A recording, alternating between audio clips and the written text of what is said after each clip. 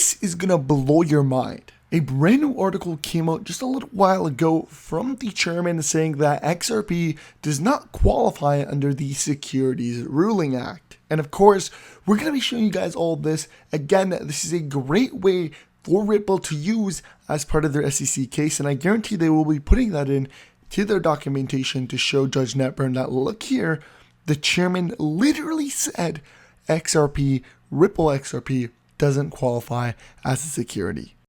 Alright guys, and welcome to a brand new video on the Crypto Geek channel. Before we get started, smash that like button, hit that subscribe button, because this is a crazy video. We have loads of content for you. Number one, I do want to say the price point for XRP is currently 80 cents.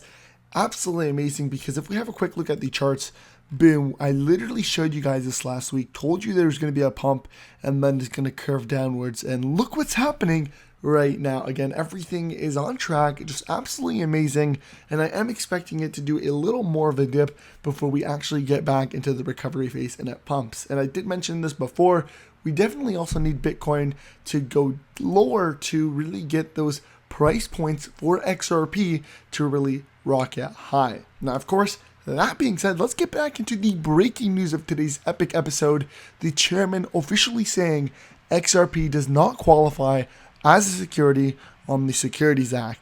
The former chairman of the CFTC says XRP does not qualify as a security. They also introduced a video of him actually discussing that, so I'll go ahead and quickly roll up the clips and show you guys what he says. New developments in the landmark SEC versus Ripple lawsuit, raising questions as to how the case is going to end, not just for Ripple, but for the thousands of investors who own the XRP token.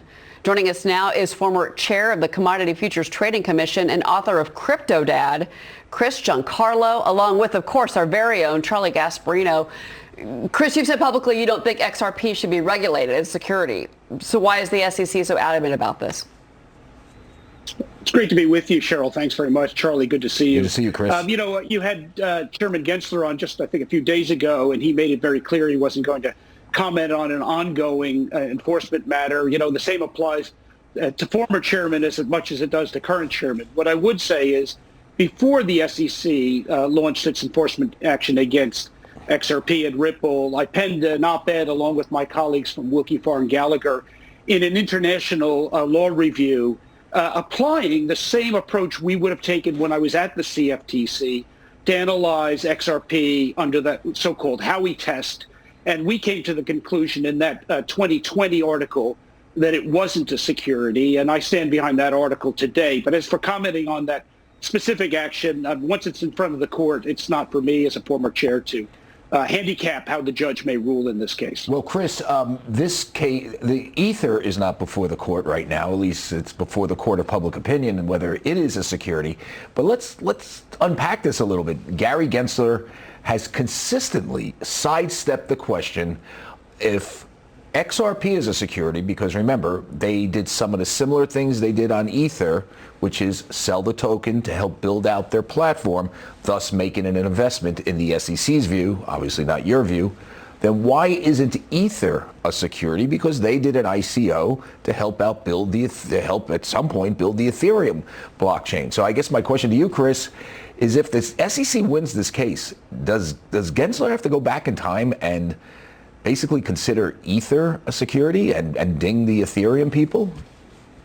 Well, it's the right question to ask, Charlie. And in my book, I talk about our analysis and our work with the SEC back in 2019 when I was chair of the CFTC and Jay Clayton was at the SEC, and our work looking at Ethereum. And it was the Ethereum precedent that we looked at in 2020 after I left the commission in coming to the conclusion that XRP is not a security. Right.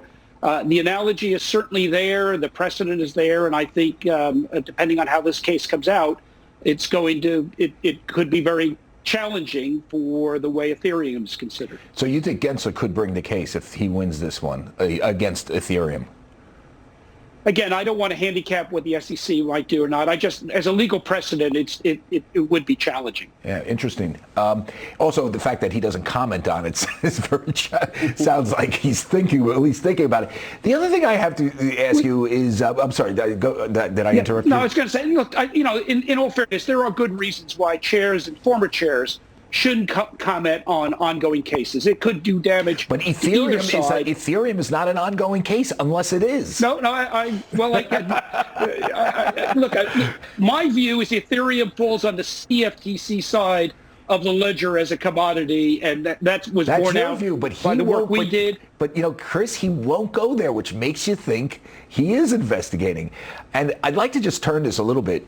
Why is the SEC on your turf or your old turf? I mean, it sounds like, all we're talking about is the SEC going into these cryptocurrencies when you guys are at least legally, the main regulator. You're the ones that are supposed to figure out whether it's a commodity or security. You've obviously ruled that you thought XRP was a commodity, at least intellectually you believe that.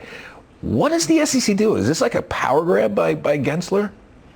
Well, Charlie, you've been around Washington long enough. You know that Washington is just a series of turfs and turf battles. That was one of the things that Jay Clayton and I really tried to put an end to when we were there. I don't think cooperation between the CFTC and the SEC has ever been as good as it was during our terms there. And I really recommend to my successors that they try to harmonize these things internally and not publicly. Well, that is before I turn this over to Cheryl, because she has an answer, she wants to ask you a question, that's a really diplomatic way to say Gensler is making a power grab, but I won't, or turf grab, but anyway, go for it, Cheryl. I didn't interview him. That was Liz. I'm not even going to go there. Not my show. But I do want to ask you about just regulation in general. I mean, I think the biggest question for the novice crypto investor is what's the regulatory environment going to be for cryptocurrencies? I think there's still a lot of fear out there. Absolutely, Cheryl. We have to start getting this right. This is not a novelty anymore. This is the future of finance. This is the future of money. This is going to affect the role of the dollar. It's going to affect the standing of American banks in the global financial markets. We have to start taking this seriously. And earlier this week, and Chris, I want to just ask you this. We do have to take it seriously, but is the current regulatory environment up for it, or do we have to find something else, like create something else? Yeah. Well, Charlie, earlier this week, I put out actually fundamental principles for what we need to do. And the first step is this needs to move to Congress. This is not for the Biden administration, Trump administration, some other administration to willy-nilly change it every 4 years or every 8 years. We need Congress to step in, and in a bipartisan, and it must be bipartisan so it stands the test of time, in a bipartisan manner, establish a regime to regulate this new development. There's so much there. Fundamental. So much there. You have to come back and talk more about this. Chris Giancarlo, of course, thank you. Charlie Gasparino, as always. Thanks, thank Chris. you. Yeah. My pleasure. We'll be right back. You've heard what the chairman says. I'm not going to speak too much more about this matter because I think it's clear that the SEC is on the wrong side of the table and that Ripple XRP is on the right side. Shifting on from that, because we have so much news today, is going to be to J.K. Fillon. Now, of course, if you didn't know, 2 legal memos came out earlier today, and they have now been unsealed. And of course, we're going to have a quick read of this. So, James K. Fillon actually said, overall favorable to Ripple and the individual defendants. Both memos are from Perkin Coie. The first memo was prepared in February 2012 and sent to Jed McCaleb and Jess Powell. It says that if new coin is sold in what would now look like an ICO. He also said, I didn't see the terms of the ICO used. It would be likely that it would be considered a security, but Ripple then revised his business plan and went back to Perkinson Coie, which issued a second memo in October 2012. The second memo was sent to Chris Larson and Jed McCaleb. The October memo was more positive, and while it said that there was small risk that the SEC could disagree, Perkin Coie concluded that Ripple credits should be considered securities. The memo also suggested steps Ripple could take to minimize the risk that the SEC would disagree with Perkin Coie.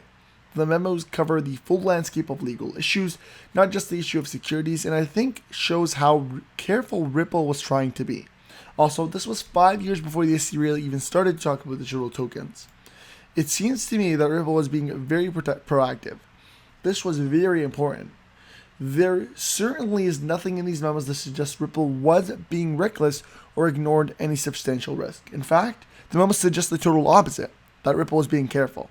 Now, of course, once again, this definitely backs the case of Ripple XRP and really shows that the judge who was able to actually read these memos is going to take Ripple serious, is going to understand as well the side of Ripple and its viewpoint, and show that, you know what, they weren't just being reckless, they weren't just randomly out of their head saying, okay, you know, is it a security, is it not, let's take the risk. They were being proactive, careful, making sure everything was right, and trying to avoid any legal action by the SEC.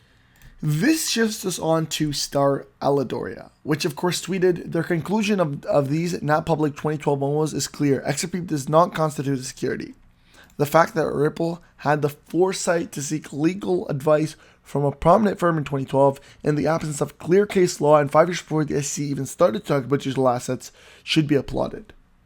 If you don't know who Star Aladoria is he's actually a general counsel at Ripple with over 35 years of legal experience with expertise in regulatory affairs and complex litigations. But there's more. Brad Garlinghouse also quote tweeted this and said, the truth is out for everyone to read. What we see is the SEC waited 8 years to decide they disagreed with the analysis, decimating thousands and thousands of XRP holders who they purport to protect in the process. So much for being mission driven. All that being said, I'm going to put an end to this video just because I basically showed you guys some crazy proof that not only is XRP good in terms of charts, but in terms of actual SEC lawsuit analysis, this suit looks like it's about to be uncovered. We're about to see the case open up, Ripple get the win, XRP get the win, be declared the only official cryptocurrency in the States, and basically be the #1 coin. So I just thought I'd make this video, show you guys that aspect of things. Hopefully in the near future, I'll make a video discussing the chart aspect of things. And guys, I have 2 epic videos coming for you guys. I'm not going to spoil anything, but trust me, they're absolutely epic. They're in mind and planned, and we're about to get started recording both of these videos. So I just thought I'd give you guys a quick sneak peek. Hit that like button, hit that subscribe button with that post notifications, and let me know what you guys think in the comment section below. Thank you guys so much for watching, and I'll see you next time.